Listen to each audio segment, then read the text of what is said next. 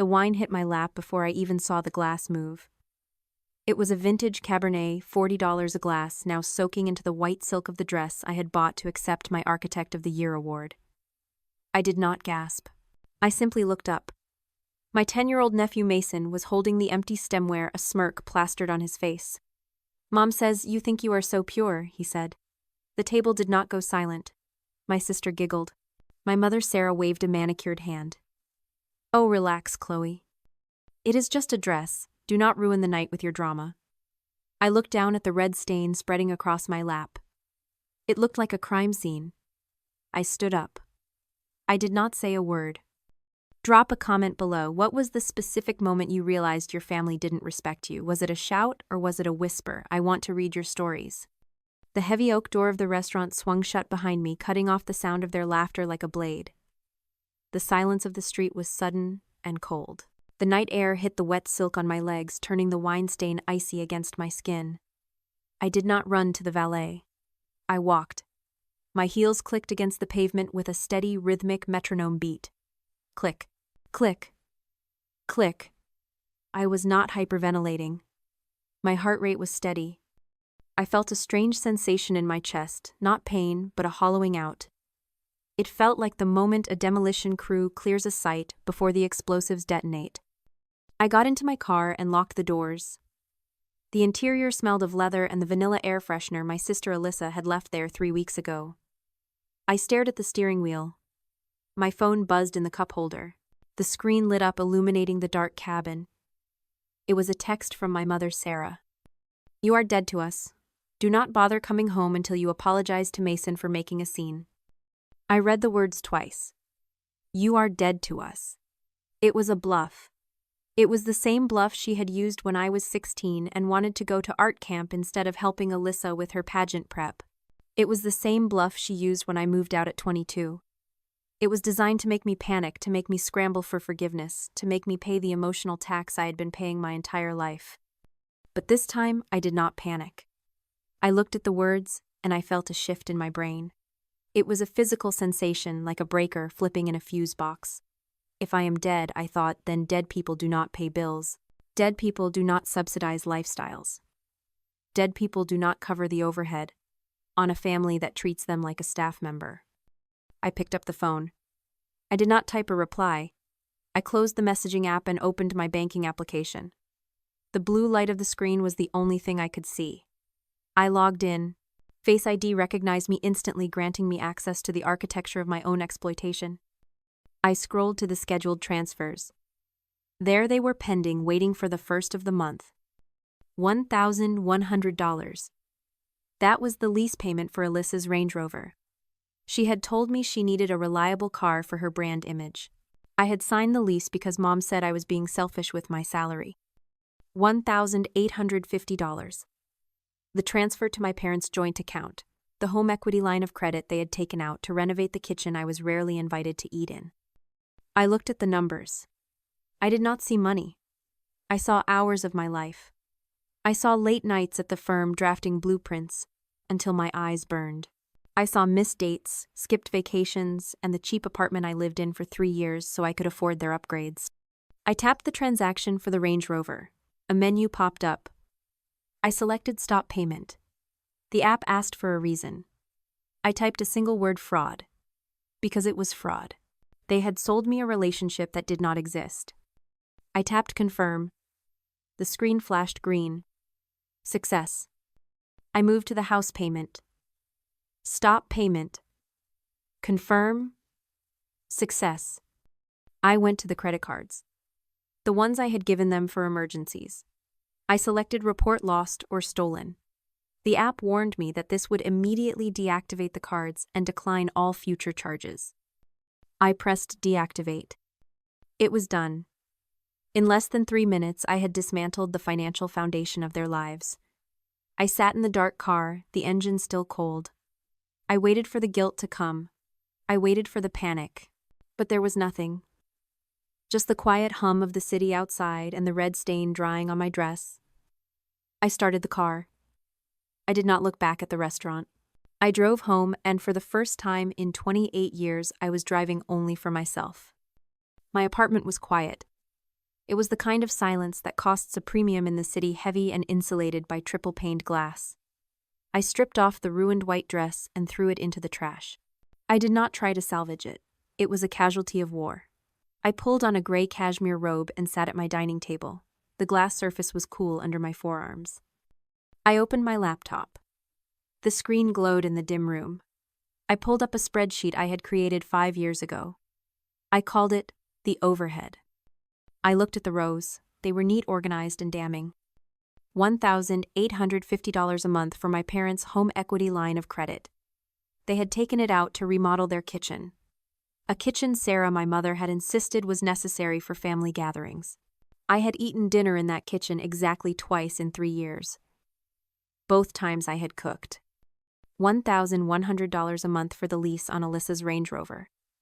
She had cried, telling me she needed it to be taken seriously as a lifestyle influencer. She said it was an investment in her career. I did the math. $2,950 a month. That was $35,400 a year. That was a down payment on a house every 2 years. That was my retirement fund. That was the capital for my own firm. For years I had looked at these numbers and felt a dull, aching pressure in my chest.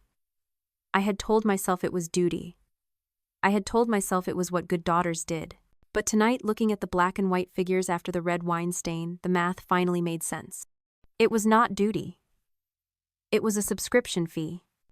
I realized then that I had been living inside a dynamic known as financial incest. It is a term I had read about in passing but never applied to myself. It is when a parent uses a child to regulate their own anxiety or financial instability. It is not a sudden robbery. It is a slow, methodical grooming process. They had trained me. Since I was 16, Sarah had whispered about how hard money was, how helpless she felt, how Alyssa was delicate and I was the strong one. They had praised me only when I provided. They had made me feel that my money was the rent I paid for my place in the family. I had been a financial host. They were the parasites. And the thing about parasites is that they do not love the host. They resent the host. They resent the host because they need it to survive. Every dollar I gave them did not buy their gratitude. It bought their resentment. It reminded them that they were dependent on the daughter they liked the least. I looked at the total sum at the bottom of the spreadsheet. $177,000 over 5 years. I had bought them a life, and in exchange they had laughed while a 10-year-old ruined my dress. I highlighted the rows. I did not feel sadness. I felt the cold, hard click of a lock engaging. I pressed the delete key. The numbers vanished. The spreadsheet was blank. I closed the laptop. The ledger was closed. I poured myself a glass of water. I drank it, standing at the window looking out at the city lights. I was alone. I was lighter. And for the first time in my life, my net worth was my own. It took exactly 24 hours for the reality of the embargo to hit. I was at work standing in the break room stirring almond milk into my coffee. The sun was streaming through the floor to ceiling windows of the architecture firm, illuminating the dust motes dancing in the air. It was peaceful. Then my phone lit up on the counter. It started with Alyssa. The first text came at 10:30 in the morning. Card declined at the med spa, so embarrassing. Transfer $500 as soon as possible. The receptionist is staring at me. I looked at the message. I took a sip of coffee. It was hot, bitter, and perfect. I did not reply. 10 minutes later. Chloe, are you getting this? I tried the other card. It is not working either. Did you forget to pay the bill? Fix this, now. I swiped the notification away. I went back to my desk. I opened a CAD file for a library annex I was designing. I focused on the clean, straight lines of the structural support beams. Support beams hold up a structure because they are engineered to do so. If you remove them, the structure collapses. I was watching the collapse in real time displayed in 12-point Helvetica on my lock screen. By noon, the tone had shifted from annoyance to panic. Chloe, seriously. I had to call Trevor to come pay. He is furious. What is going on? Why aren't you answering? I imagined Alyssa standing in the plush lobby of the spa, her skin glowing from a facial she could not afford, realizing for the first time that her lifestyle was not a right but a gift. A gift I had revoked. Then Sarah joined the fray. My mother did not text. She called. She called 4 times in a row while I was in a meeting with a structural engineer. I let every call go to voicemail. When I returned to my desk, I put on my noise-canceling headphones and pressed play on the visual voicemail transcripts. It was a masterclass in manipulation. Voicemail 1:12:15 p.m. Chloe, honey, call me back. The bank is saying the house payment was returned. There must be a glitch. I don't want us to get a late fee. The tone was sweet, confused. The innocent victim of a banking error. Voicemail 2:1:30 p.m. I just talked to Alyssa. She says, "You cut off the cards. Is this about the other night? Because if this is about a little spilled wine, you are being incredibly petty. You are punishing your sister for nothing. Call me." The mask was slipping. The sweetness was gone, replaced by the sharp edge of entitlement. Voicemail 3:04 p.m. You ungrateful little brat. After everything we did for you, you think you can just starve us out. You think you are better than us because you have a fancy degree. You are nothing without this family. Fix this immediately, or do not bother coming to Thanksgiving. I saved the audio files. I labeled them evidence. That evening, I sat in my living room with a bowl of risotto I had made from scratch. I ate slowly. The silence in my apartment was luxurious. I opened Facebook on my iPad. I knew what I would find. It is the final weapon in the narcissist's arsenal when they lose control of the smear campaign. There it was. Sarah had posted a photo of herself looking wistful, looking out a window. The caption read, "A mother's love is unconditional. Sadly, a child's gratitude is not. Praying for those who have lost their way and forgotten where they came from. Number family first, number heartbroken." Underneath, my aunt Patricia had commented, "Stay strong, Sarah. Some people just don't have hearts." Alyssa had shared the post with a broken heart emoji. I looked at the screen. A month ago, this would have devastated me. I would have called them crying, apologizing, begging them to take the money just to stop the public shaming. I would have paid the ransom to buy back my reputation. But tonight I felt nothing but a cold, clinical detachment. I was an anthropologist observing a primitive culture. They were not posting because they missed me. They were not calling because they were worried about my safety. They had not asked once if I was okay. They were posting because the ATM had stopped dispensing cash. They were screaming because the lights had gone out and they did not know how to change the bulb. I closed the iPad. I finished my risotto. I did not comment. I did not like the post. I did not defend myself. I simply washed my bowl, dried it, and put it away. They wanted a reaction. They wanted the old Chloe, the one who could be guilted into submission. But she wasn't there anymore. The marble floor of the First National Bank lobby was cool enough to lower my blood temperature. I had taken a personal day from the firm, marking it in my calendar simply as restructuring. I wore a navy blazer, sharp and tailored. I was not here to cry about my mother. I was here to execute a contract termination.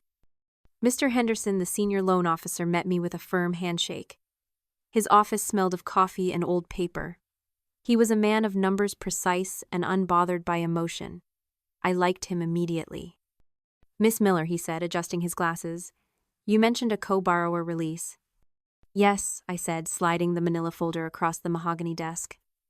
"I prepared the documents myself. I want to remove my name from the mortgage on the Fairview property and the auto lease. I understand there may be refinancing fees. I am prepared to pay them to expedite the process." Mr. Henderson nodded, opening the folder. He scanned the papers. The silence in the room was heavy, broken only by the rhythmic clicking of his mouse as he pulled up my profile on his dual monitors. "Efficient," he murmured. "I wish all my clients were this organized. Let me just verify the current standing of the accounts." I sat back, watching his eyes scan the screen. I felt a strange sense of calm. This was the professional escalation. I wasn't sending angry texts. I was using the legal infrastructure of the banking system to build a wall they couldn't scream through. Then the clicking stopped. Mr. Henderson frowned. He leaned closer to the screen. He typed something, hit enter, and frowned again. "Is there a problem?" I asked. "I know the mortgage is current. I paid it myself until 3 days ago." "The mortgage is fine," he said slowly. He looked up at me, his expression shifting from professional to concerned. "Miss Miller, Are you aware of the secondary home equity line of credit opened on this account? He blinked. Excuse me. A HELOC, he clarified. Opened 3 months ago. For home improvement. The draw amount was $20,000. It is currently maxed out. The room suddenly felt very small. I did not open a line of credit. Mr. Henderson turned the monitor toward me. There it was. A loan for $20,000. Approved. Disbursed. Spent. I didn't sign this, I said, my voice low. It was a digital signature, Mr. Henderson said, tapping a line on the screen. Authenticated via email. The email address on file is sarahmiller82@gmail. My mother's email. I stared at the screen. The numbers blurred. $20,000. 3 months ago. That was right around the time Alyssa had gone to Cabo for content creation. That was when Sarah had bought the new Italian leather sofa set. They hadn't just leached off my consented payments. They had impersonated me. They had used my credit score, my name, my professional reputation to steal $20,000. This wasn't family drama anymore. It wasn't a misunderstanding. It was a felony. The IP address for the application, Mr. Henderson said, softly traces back to the residence on Fairview. Your parents' home. He looked at me. He knew. He saw the realization hit me like a physical blow. He wasn't looking at a customer anymore. He was looking at a victim of identity theft. Miss Miller, he said, his voice gentle but serious. If you did not authorize this, this is fraud. Federal bank fraud. We can initiate an investigation. It will freeze all associated assets immediately. But I need to tell you. Given the IP address, this will likely result in a criminal referral. He let the words hang in the air. Criminal referral. I looked at the cursor blinking on the screen. I thought about the wine stain. I thought about the text. You are dead to us. I thought about the $20,000 of debt attached to my name, money stolen by the woman who had given birth to me. If I walked away, I would be paying for this for 10 years. If I signed the paper, I would be sending my mother to court. I remembered the spreadsheet. I remembered the silence in my apartment. I remembered the feeling of being a host to a parasite. You do not negotiate with a parasite. You excise it. I looked Mr. Henderson in the eye. My hands were steady, my voice did not shake. File the report, I said. Freeze everything. The buzzer on my apartment intercom did not ring. It screamed. It was 8:43 in the evening. The sun had set over the harbor, turning the water into a sheet of black glass. I was sitting on my sofa reviewing the fraud affidavit Mr. Henderson had emailed me. Then came the pounding. They had bypassed the doorman. They must have tailgated a resident into the lobby and taken the elevator straight to the 24th floor. The heavy fire door of my condo vibrated against the frame. It was not a knock, it was an assault. Chloe, open this door. I know you are in there. It was Alyssa. Her voice was shrill, distorted by the thick wood, but unmistakable. You cannot do this to us. The police are calling. Mom, open the door. I did not move. I did not flinch. I picked up my iPad and opened the smart home app. I tapped the camera feed for the front door. The image filled the screen in high-definition night vision. It was grotesque. Sarah, my mother, was hammering on the door with the flat of her hand. Her face was twisted into a mask of pure, unadulterated rage. This was not the weeping victim she played on Facebook. This was a predator who had been cornered. Alyssa was pacing behind her, kicking the doorframe with her designer boots, screaming obscenities that would have made a sailor blush. I watched them on the screen. I felt a strange clinical fascination. In behavioral psychology, there is a concept called the extinction burst. It explains what happens when you stop reinforcing a behavior that has worked for years. If a rat presses a lever and gets a pellet, it keeps pressing. If you stop giving the pellets, the rat does not just walk away, it presses the lever harder, it attacks the lever, it screams.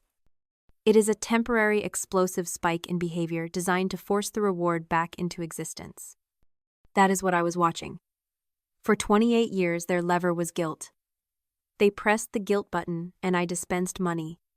Now the machine was broken. They were not grieving the loss of a daughter. They were attacking the machine because the currency had stopped flowing. Sarah leaned into the door, her mouth close to the wood. "You ungrateful bitch," she shrieked. "I gave birth to you, that money is mine, you owe me. You think you are better than us, you are nothing, you are a cold, heartless nothing." I looked at the iPad, I looked at the share icon in the corner of the video feed. I thought about the Miller family reunion group chat. It was a digital town square containing 32 people. My aunts, including Aunt Patricia, who had commented on Facebook, my uncles, my cousins, my grandmother in Florida. It was the audience Sarah performed for. It was the gallery she curated her perfect image for. They were all active in the chat right now, probably discussing the tragedy of my abandonment. I tapped the share icon. I selected live stream. I selected Miller family reunion. I added a caption. This is what it looks like when the ATM breaks. I pressed go live. On the screen, a small red live indicator appeared. In the hallway, Sarah did not know she was on stage. She ramped up the performance. She kicked the door. "I will ruin you," she screamed, her face, contorted spit flying from her lips. "I will tell everyone you stole from us. I will make sure you never show your face in this town again. Open the door and sign those checks or so help me. God, I will burn your life down." Alyssa chimed in, her face filling the frame. "You are jealous. That is what this is. You are jealous that Mom loves me more. You are just a lonely, miserable spinster with a checkbook. Give us the money." My phone sitting on the coffee table began to buzz. It was not Sarah. It was Aunt Patricia. Then Cousin Mike. Then Uncle Ben. Notifications cascaded down the screen like a waterfall.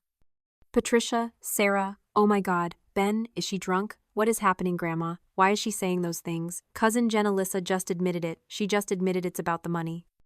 I watched the viewer count on the live stream tick up.